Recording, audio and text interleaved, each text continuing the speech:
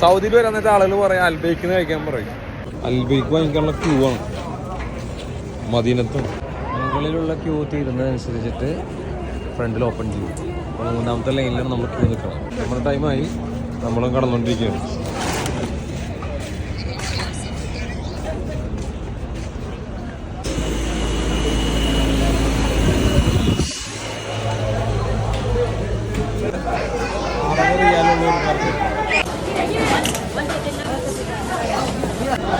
പള്ളി പാർസലാണ്.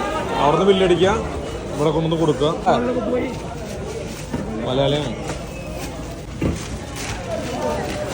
നമ്മുടെ സാധനങ്ങളാണ്. ഓക്കെ കോടേക്കാണോ സാലം. അപ്പോൾ അൽബൈക്ക് നമ്മുടെ റൂമിനടുത്ത് തന്നെ ഉണ്ടായിരുന്നു.